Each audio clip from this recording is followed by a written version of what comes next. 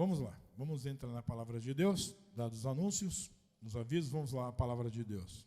Não vou me alongar não, porque hoje a palavra de Deus ela está pautada num único versículo. Abra a sua Bíblia em 2 Reis, capítulo 4, 2 Reis, capítulo 4, versículo 26. É uma palavra, apenas um versículo, em que Deus vai falar com você, eu tenho certeza, porque Ele também falou comigo e Ele vai falar com você. 2 Reis, capítulo 4, versículo 26, 2 Reis 4, 26. Eu vou ler aqui, diz assim: corre ao seu encontro e diz-lhe, vai tudo bem contigo, com teu marido, com o menino? E ela respondeu, tudo bem. Vou repetir o versículo. Corre ao encontro e diz-lhe, vai tudo bem contigo, com o teu marido, com o menino? E ela respondeu, tudo bem. Senhor, essa é a tua palavra. Fala conosco, Senhor, nós precisamos ouvir tua voz nessa manhã, pois para isso viemos aqui, para te bendizer, te exaltar, te engrandecer e te agradecer. E também, Senhor, para ouvir o que o Senhor tem para nós nessa manhã. Então fala conosco na tua palavra, que o teu Espírito Santo seja a voz e que o pregador apenas a boca. Te louvamos, te bendizemos em nome de Jesus. Amém e amém. Quero te fazer essa pergunta. Está tudo bem com você? Está tudo bem com você? Está tudo bem com a sua casa? Está tudo bem com o seu marido, com o seu filho? Está tudo bem com a sua esposa, com a sua filha, com seus filhos? Está tudo bem no seu trabalho? Está tudo bem na sua casa? Tudo bem onde você vive? Está tudo bem no seu casamento? Está tudo bem no seu namoro? Está indo tudo bem? Está tudo lá de acordo com a vontade de Deus, não a sua? Está tudo bem? Nós vamos falar de uma mulher chamada aqui no contexto de Sunamita. Sunamita não é o nome dela, pelo contrário, é o lugar de onde ela vem. Ela mora em Sunem, por isso ela é a Sunamita. Se você vai ler lá os textos de Salomão, você vai encontrar uma Sulamita lá, né? Salomão escreve seus poemas direcionados a Sulamita. A Sulamita, né, de livro de Cantares, não é essa Sunamita, né? É diferente. Sulamita, alguns estudiosos entendem que o nome Sulamita e Sunamita é da mesma coisa de alguém que veio da cidade de Sunem. Mas esse não é o caso. O importante para nós é que essa mulher Sunamita é da cidade de Sunem. O texto começa dizendo no versículo 8 que Eliseu, certo dia passou Eliseu por Sunem, onde se achava uma mulher rica, a qual constrangeu a comer pão. Então havia uma mulher na cidade de Sunem, por isso é a Sunamita, porque ela mora em Sunem, assim como você é paulista, porque mora em São Paulo. Ok? Então essa mulher era Sunamita, porque era na cidade de Sunem. O Eliseu passava por ali e essa mulher o constrangeu, o convidou, o chamou, o convenceu a comer pão com ele. Então a primeira coisa que eu quero que você entenda na vida da Sunamita é que ela era uma pessoa bondosa. Bondosa. A Sunamita era uma mulher de bom coração, bondosa. O profeta passava por ali, ela sabe que um profeta é um andarilho, não tem um lugar fixo, então ela convidou o profeta para comer pão com ela. Então a primeira coisa que eu quero destacar na vida da Sunamita é a bondade dela. E eu quero dizer para você, você é uma pessoa bondosa? Quero perguntar se você é uma pessoa bondosa. Você divide o seu pão com outras pessoas? Você sabe dividir o que é seu com outras pessoas? A Sunamita dividiu o seu pão com o profeta Eliseu. Então ela era uma mulher bondosa. A bondade da Sunamita está expressa em convidar o profeta para comer pão. Como é que você expressa a sua bondade? Se nós somos servos de um Deus bom, nós também temos que ser servos bons. E um crente não pode ser uma pessoa mesquinha, ruim. Não, um crente não tem como um cristão, servo de Deus, ser ruim. Porque se o Senhor dele é bom, ele tem que ser bom também. Então o primeiro passo é a bondade da Sunamita. Perceba que essa mulher é uma mulher bondosa. O profeta passou por vários lugares, mas ninguém convidou para comer pão, mas essa mulher o convidou. Coma pão conosco. Ele foi lá e comeu o pão com ela.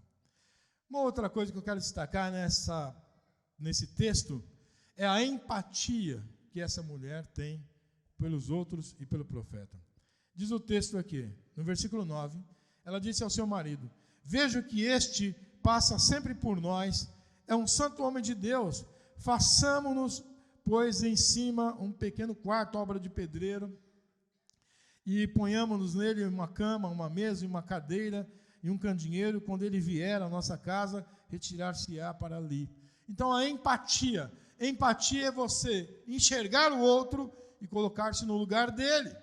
Então essa mulher viu o profeta, entende, o profeta passa por aqui, não tem onde ficar, vamos fazer um cômodo aqui em cima para que ele possa ficar quando ele passar por aqui. A gente coloca uma cama, uma mesa, um candeeiro, uma cadeira para ele poder sentar e escrever, colocar uma cama boa para ele poder dormir, uma coisa simples, mas que seja agradável, para que a gente possa recebê-lo na nossa casa. É empatia. Se colocar no lugar do outro. O homem não tem um lugar para dormir aqui na cidade de Sunem, que esse lugar seja um lugar onde ele possa repousar, que esse lugar seja um lugar bom onde ele possa ficar. Então a bondade, a empatia dela é no façamos, ela está preocupada em fazer algo ao outro. Irmãos, o contrário do egoísmo é a empatia. O egoísta não olha para ninguém, não enxerga ninguém, só a si próprio. Ele só enxerga ele, só quer para ele, só ele que é importante, só ele, e ele não enxerga ninguém. O cristão tem que ter empatia. O cristão tem que enxergar o outro,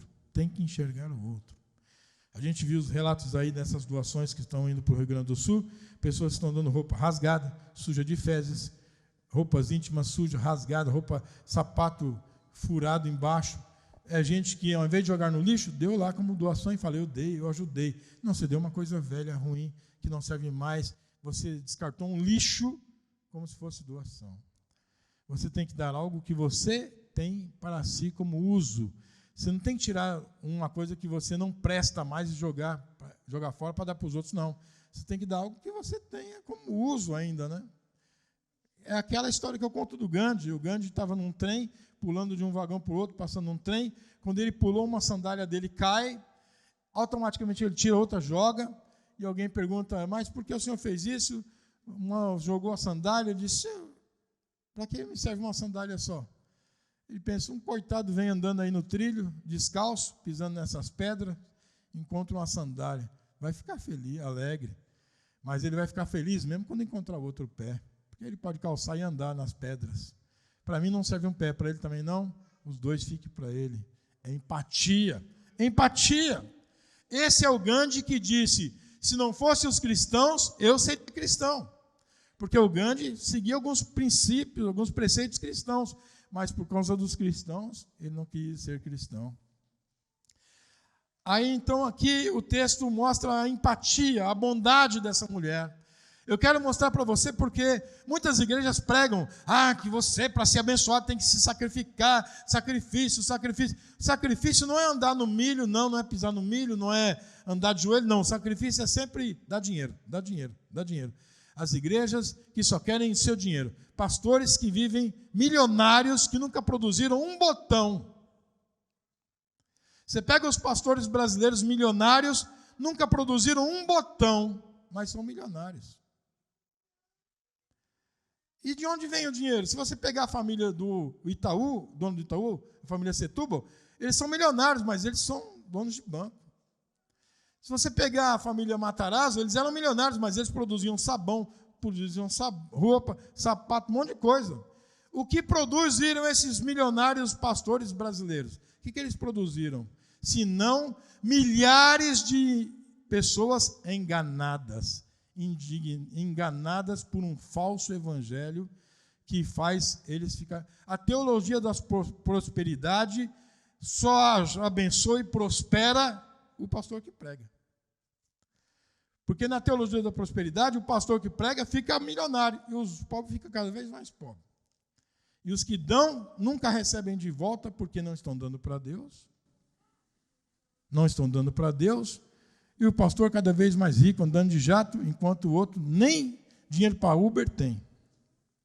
Mas, enfim, cada um merece o seu líder, né?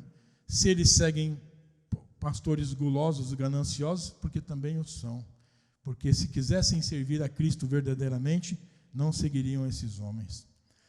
Aí veja, essa mulher, eu estou falando isso para mostrar para você que o caminho da bênção não é o sacrifício, não é andar de joelho, não é ficar dando dinheiro para a igreja, não. O caminho da bênção é a obediência a Deus e um coração bondoso. A terceira coisa que eu quero mostrar para você é que essa mulher era uma mulher rica. Ela era uma mulher rica. O Brasil tem os piores ricos do mundo. Os brasileiros ricos são os piores ricos do mundo. Porque os brasileiros pelo mundo afora, eles são afeitos a fazer obras de caridade. Os brasileiros ricos, eles acham que são ricos porque eles merecem ir cada um por si e eles não estão nem aí com ninguém. Então nós temos a pior elite do mundo, é a elite brasileira. Porque é uma elite que cresceu, muitas delas hoje são milionárias, por conta da escravidão que imperou no Brasil por anos, por séculos, pela expropriação das terras públicas que eles expropriaram por anos e séculos, por tomar patrimônios públicos que tomaram por séculos, e são donos do poder, e hoje são milionários. E eles não estão nem aí com os pobres, não ajudam em nada, não fazem nada. Entendeu? Quem ajuda pobre é pobre. Quem ajuda o pobre é pobre. É o pobre que tira do que ele tem para dar ao outro. Porque o milionário, o rico, não faz nada por ninguém. Não faz. Então veja, essa mulher era rica, mas ela tinha um bom coração. Ela olhou para o profeta, teve empatia, ofereceu pão, fez um cômodo para o profeta ficar lá na casa dela. E aqui fazer um cômodo é muito importante, porque se você fizer um cômodo na sua casa para alguém passar lá de vez em quando e dormir, não quer dizer nada. Mas para um povo oriental, na época que esse texto foi escrito, fazer um cômodo numa casa quer dizer uma coisa: a partir de agora você é membro da minha família. Porque você dorme na mesma casa que eu, você é da minha família. Comeu o pão comigo, dormiu na mesma casa, na minha casa, você é da minha família. O que essa mulher está fazendo é, vamos colocar o profeta para fazer parte da nossa família. Isso ela quer dizer o seguinte: quando ele passar por Sunem, Eliseu não tem ninguém em Sunem, nós somos família de Eliseu em Sunem agora. Eliseu agora não está numa cidade estrangeira, estranha, mas ele está num lugar onde há uma família que ele faz parte, família dessa mulher sunamita. Então é isso que eu quero dizer para você, o seguinte: a bondade, a empatia dessa mulher, a caridade que ela fez de assumir este homem vai trazer para ela uma bênção. Aquilo que eu disse na escola bíblica, tudo que você faz, volta para você.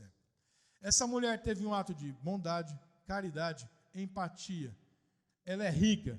O profeta fala, olha aí a vida da mulher, dá uma olhada aí para o moço, vê o que ela precisa. O moço olha e fala, moça, a mulher tem tudo, ela é rica, ela não precisa de nada. Mas eu vi que ela não tem filho. Então ela não tinha filho, o marido já é idoso, e o profeta então a chama e diz para ela assim, olha só, o profeta diz para ela, o que se há de fazer por ela? Geazi respondeu, ora, ela não tem filho, e o seu marido é velho. E disse Eliseu, chama.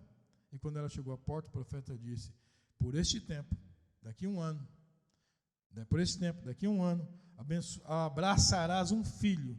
E ela diz, não, meu senhor, homem de Deus, não mintas a tua serva. O profeta não tem nada para dar, porque ela tem tudo, então o profeta vê que ela não tem um filho. Então aqui, irmão, olha só, isso é importante, porque a pessoa pode ser rica como for, ela nunca vai ter tudo. A mulher tinha tudo, dinheiro, tinha boa casa, tinha tudo, mas não tinha um filho. No coração dela, ela tinha um desejo, ela queria ser mãe e não era. Então o profeta disse para ela, aqui é importante as coisas que Deus faz, né? Porque Deus levou o profeta a falar de um filho, porque quem passasse lá, olhava e falava, essa mulher não precisa de nada, ela tem tudo. Deus sabe exatamente o que a gente precisa. E o profeta disse, daqui a um ano você vai abraçar um filho. E ela diz, não minta a tua serva, quer dizer, não me dê falsas esperanças, não me engane, isso não vai dar certo. Mas ela creu, ela teve fé, e com fé ela recebeu. Então, olha só, esse filho que está no braço da sunamita, ele é resultado do quê? Dinheiro? E ela pagou um médico que fez inseminação artificial? Não. É dinheiro, ela comprou esse filho? Não. Esse filho que está no braço, e se essa mulher visse o profeta passar e falasse, aí ó, esses pobres aí, esses crentes aí, não, eu não quero saber de nada, cada um com seus problemas. Ele não é crente? Deus que deu que ele coma. Vai lá, se vira, o problema é seu. Se ela fosse apática e não empática, né? Tem empatia. Mas se ela fosse apática, se ela deixasse passar, se ela fosse apática, vê uma pessoa com problema e não está nem aí. O problema é dele. Não, mas ela era empática. Esse homem passa por aqui, não tem onde ficar. Ele deve estar com fome, chama ele. Você quer comer um pão? Come com a gente. Ele come, conversa ali. Você fica onde? Quando você passa aqui? Não tem onde ficar. Rapaz, aí conversa com o marido. Você vê, não tem onde ficar. Ele passa por aqui, vai orar naquele monte longe, dias andando. E se a gente fizesse um cômodo para ele aqui, não seria bom? Seria, vamos fazer, faz, o marido faz. O marido sábio também ouve a mulher. Aí o marido sábio fez, concordou com a mulher, também é abençoado. O marido que ouve a mulher também é abençoado. Porque se o marido fala, cada um com seus problemas, esse crente aí, azar dele, não vou fazer nada para ninguém, é porque também fica aí andando atrás de Deus, carregando Bíblia, não ganha nada. Eu trabalho, por isso que eu tenho tudo que eu tenho. Não, ele não foi ignorante, ele falou, vamos fazer, você quer fazer? Vamos fazer. Eu pago, vamos fazer. Porque ele também foi abençoado. Se ela foi mãe, ele foi pai. A empatia, esse menino que está no braço dela, a bênção é resultado da empatia, da bondade, da hospitalidade. É abrir a porta, é receber a pessoa, é oferecer o pão, é dar a dormida, é dar o espaço, é dar acolhimento. Tudo isso resultou numa bênção. Deus diz, eu vou abençoar essa mulher com o que ela mais quer e não consegue, não pode. É um filho, Deus deu, e o filho está nos braços dela. Então a bênção é resultado da bondade, da empatia, da hospitalidade. Às vezes você quer ser abençoado e você não é bondoso, você é apático, você não recebe ninguém, você não está nem aí com ninguém e quer ser abençoado. Não vai ser. Eu vejo os crentes aí, você pode subir um monte, você pode fazer tudo que você faz, todos os rituais evangeliqueis aí que tem, porque hoje tem um monte de ritual, né? Você pode fazer todos os rituais, você não vai ser abençoado. Porque a bênção verdadeira só vem de Deus. E a bênção de Deus é decorrente da bondade, da caridade, da empatia. Deus dá para quem merece ter. Eu vou contar o testemunho mais uma vez aqui, porque sempre tem alguém que não estava. Irmão, o crente tem que ser canal de bênção, não final. O crente não é final das coisas de Deus. O problema da igreja de hoje é que os pastores estão pregando a teologia da prosperidade. A teologia da prosperidade mostra o canal como o crente como o final das bênçãos de Deus. Todas as bênçãos de Deus vai vir para você. Você é o final. Você recebe, fica bem gordo e rico e morre abraçado a tudo aquilo. É isso que a teologia da prosperidade ensina. O evangelho não. O evangelho também fala em bênção. Mas as bênçãos não vêm porque eu não sou o ponto final. Eu sou o canal. Então as bênçãos vêm a mim, mas elas não ficam em mim. Elas passam por mim e vai para outras pessoas. O pastor recebia seu salário contadinho da igreja, vivia uma vida simples, da empresa, recebia seu salário da empresa contadinho, vivia uma vida simples. E um mês o pastor foi lá no banco, quando ele chegou para receber, tinha um valor a mais. Vamos pôr o valor aqui para vocês entenderem. Vamos supor, tinha lá 3.500 a mais no salário do pastor. Ele falou para a esposa, tem 3.500 a mais no meu salário. A esposa disse, que bênção, vamos poder fazer isso, fazer aquilo, vamos poder trocar a cortina, vamos poder comprar um lençol novo. Ele disse, não, porque a nossa esposa sempre quer uma cortina nova, um lençol novo, né? Aí ele disse, não pode. Você vai fazer o quê? Não vou fazer nada, esse dinheiro vai ficar lá, eu vou perguntar para Deus para que é esse dinheiro. Esse dinheiro não é meu, Deus pôs lá, é alguma coisa que Deus quer fazer, não é meu. E ele fez isso, ele começou a orar a Deus. Deus, esse dinheiro não é meu, o Senhor deu para mim, se for para mim, me autorize que eu vou usar, se não é meu, o que eu vou fazer, que o Senhor me diga o que eu faço. E ele ficou nessa oração. Aí ele foi para um culto de oração e está orando lá. E ele viu que um dos irmãos estava orando, chorando demais, chorando, na oração. E aí o irmão terminou a oração, ele sentiu de falar com o irmão, eu vi que o irmão chorou, o irmão está com um problema, o que está acontecendo? Pastor, eu estou com um problema aí, mas amém, fique em paz, só ore por mim. Não, mas eu tenho orado, mas o que eu posso fazer por irmão? Fale para mim o seu problema, que eu quero te ajudar em oração. pastor, minha casa está indo para leilão, porque eu estou com as prestações atrasadas, não consigo pagar, e minha casa vai para leilão. Essa semana é a última semana. Eu tenho que pagar essa dívida. O pastor disse, é muito dinheiro para mim, é muito dinheiro. Quanto seria, irmão? Pastor, eu fico em 3.500. O pastor disse, não, meu irmão, Deus já te mandou esse dinheiro. Mandou? Mas onde está? Ele falou, não, Deus mandou, mas ele mandou através da minha conta. Está comigo. O irmão me dá o número que amanhã eu repasso por mão. E ele fez isso. Viu a diferença? Isso é teologia bíblica, que é a teologia da prosperidade. Se o banco cometer um erro e tiver dinheiro na minha conta, Deus abençoou, oh glória! É bênção de Deus. Esses crentes comemoram até troco errado que recebe e fala que foi Deus que deu. Às vezes é um comércio de bairro que o coitado está lá trabalhando de madrugada para fazer um pãozinho, para vender a 50 centavos. O dono do comércio também é pobre. E erra num troco porque está com sono, porque está cansado. O crente recebe o dinheiro a mais e sai dando glória e agradecendo a Deus. Enganou o outro. Eu não roubei, ele deu com a mão dele. Deu, mas foi inconsciente, ele não sabia. O Deus que eu sirvo não precisa tomar de ninguém para dar para o outro. O Deus que eu sirvo, ele dá de onde ele não pôs. O Deus que eu sirvo, ele faz eu colher onde eu não plantei. O Deus que eu sirvo, ele não precisa fazer mal para ninguém para me fazer o bem. Ele pode me trazer a bênção sem prejudicar ninguém. Então essa mulher era bondosa, empática, era rica, e ela teve fé e recebeu o seu filho. Mas quem é bondoso, quem é empático, quem tem fé, também passa por problemas. É uma outra teologia que se prega errado aí, que crente não passa por problema. Quem disse isso? O referencial do cristão é Cristo. O homem foi esbofeteado, cuspido, foi morto, espancado. Ele é o meu Cristo, é ele que eu sigo. Abaixo dele tem um que escreveu metade do Novo Testamento, o apóstolo Paulo.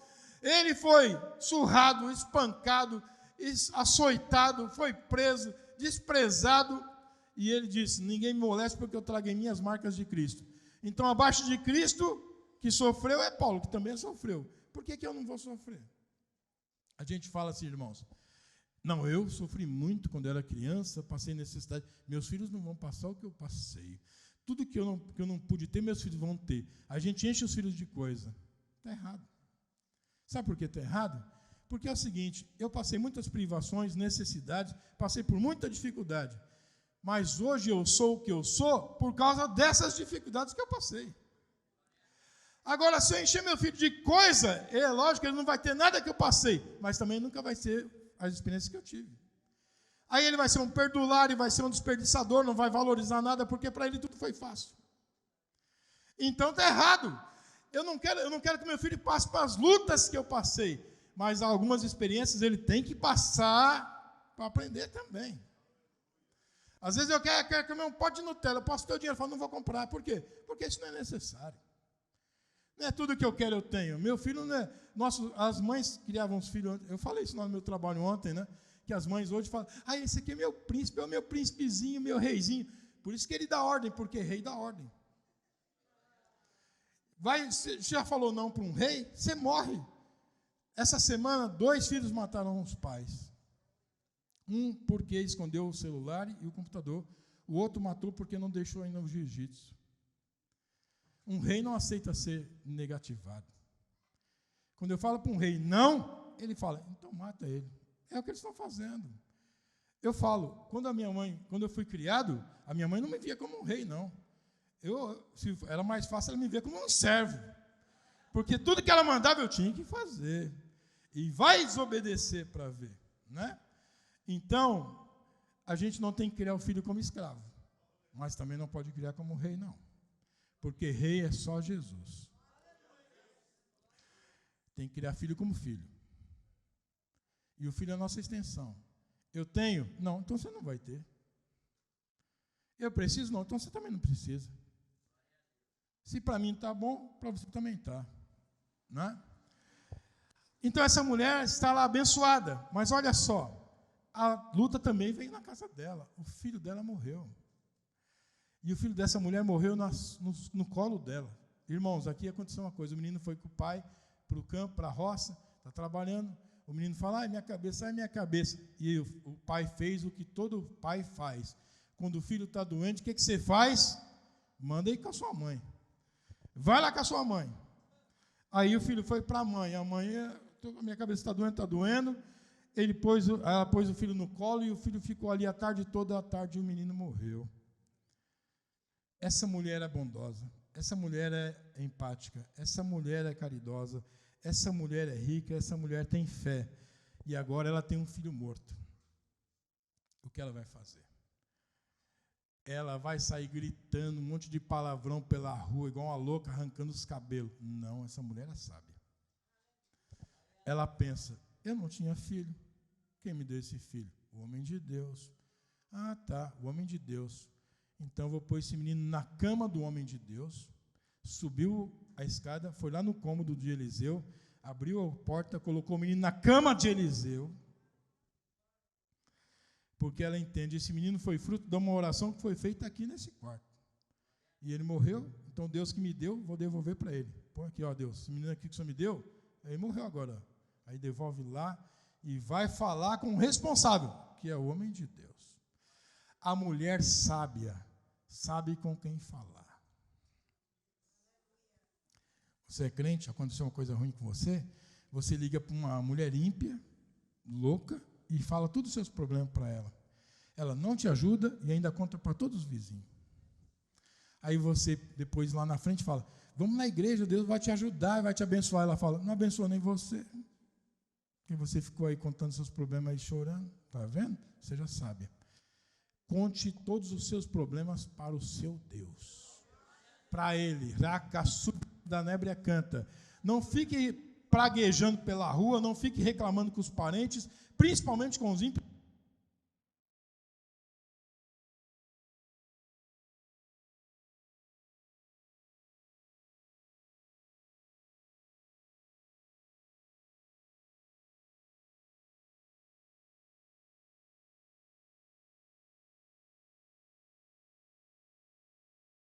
Em direção ao homem de Deus.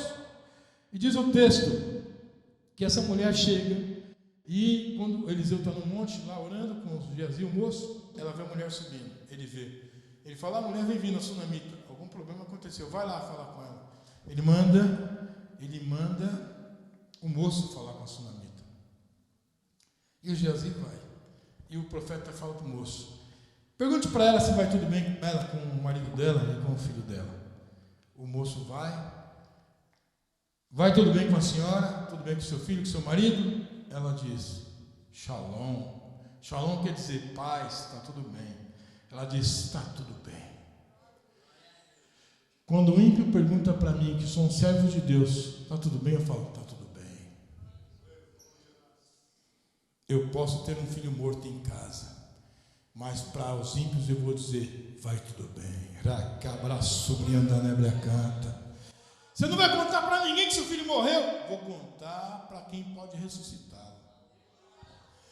Vou falar do meu problema para quem pode resolver. Vou sair contando meu problema para todo mundo, rede social não vou. Vou falar para quem pode resolver. Está tudo bem com você? Está tudo bem comigo, sim, está tudo bem. A mulher tem um filho morto em casa dizendo que está tudo bem. Você pode ter vindo aqui e deixado na sua casa um filho morto. Não morto fisicamente, mas morto no vício das drogas. Morto para Deus, que não quer servir a Deus. Morto porque não quer trabalhar. Uma filha morta porque se perdeu. Uma filha morta porque não quer saber das coisas de Deus.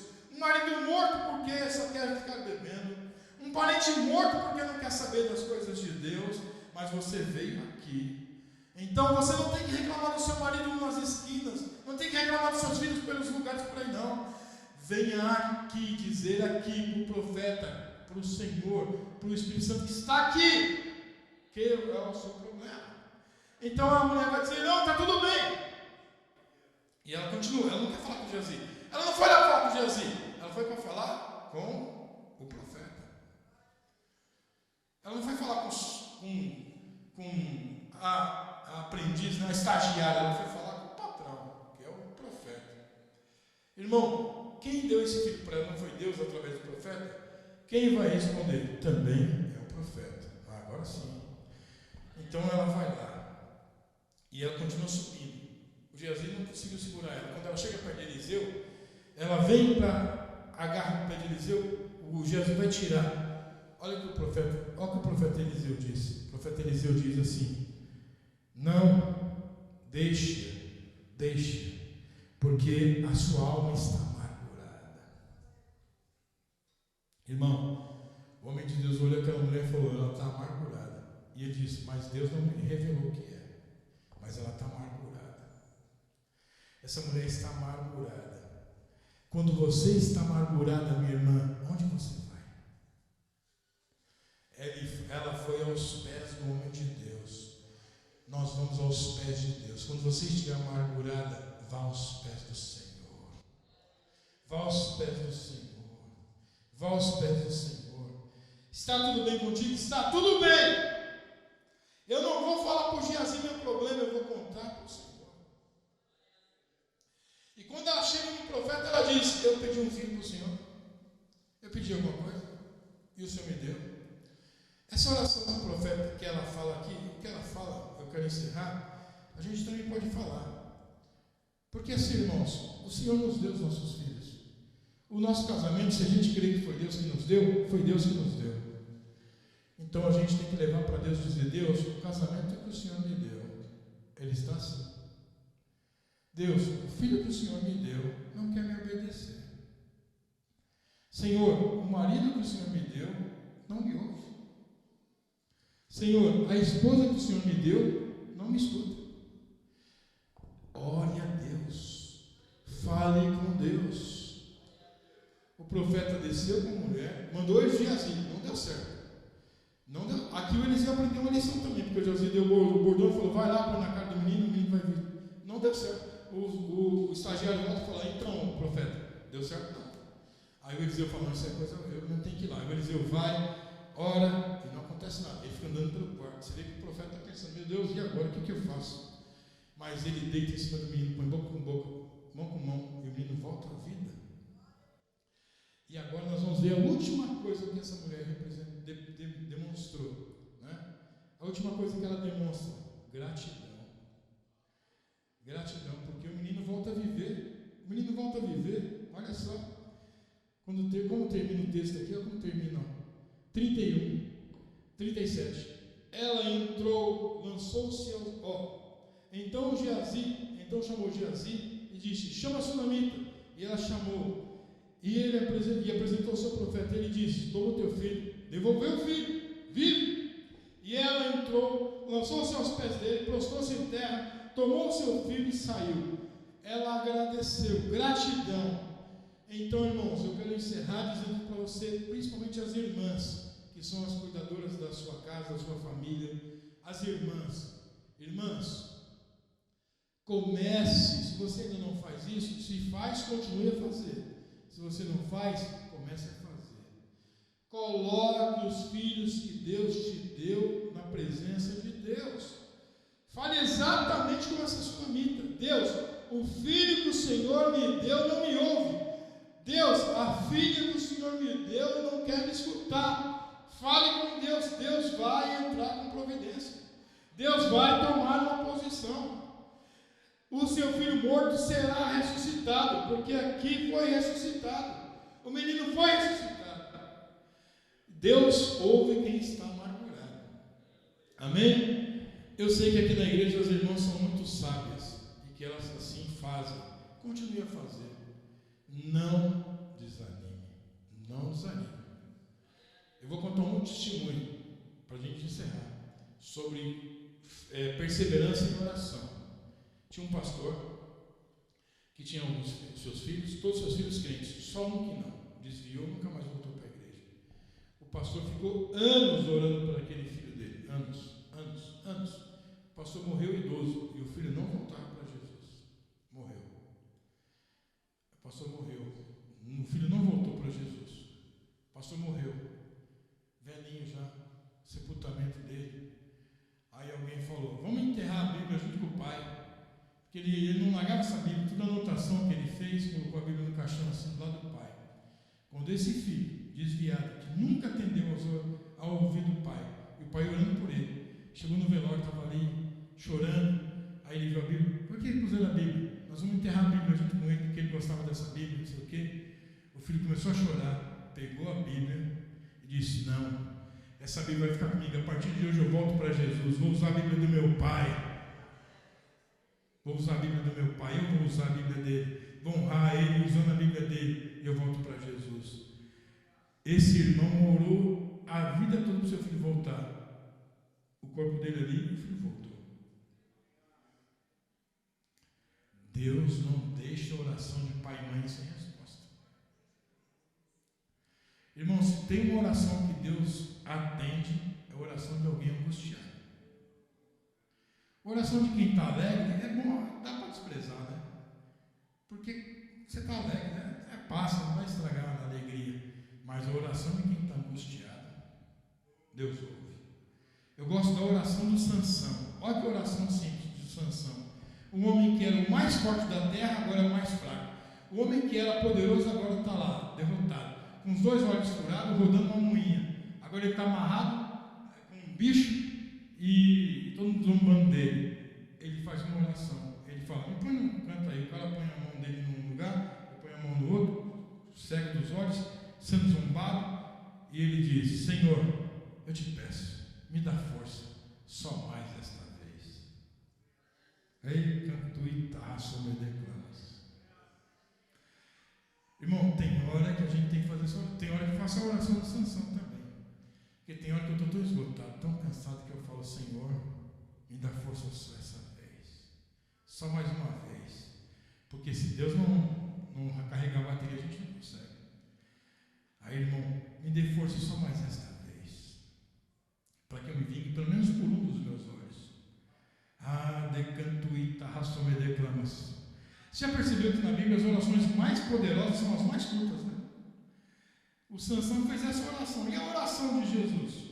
Pai, eu sei que o Senhor sempre me ouve, mas para que eles possam ver que o Senhor está comigo, eu digo: Lázaro, sai para fora. Aí o outro está lá. Oração, os profetas de Baal o dia inteiro não conseguiram nada. Aí vai Elias e fala. Elias vai lá e faz uma oração: Senhor, responde com fogo. E o fogo vem. Que Deus abençoe a sua vida, em nome de Jesus. Amém? Vamos colocar de pé, agradecer a esse Deus tão bom.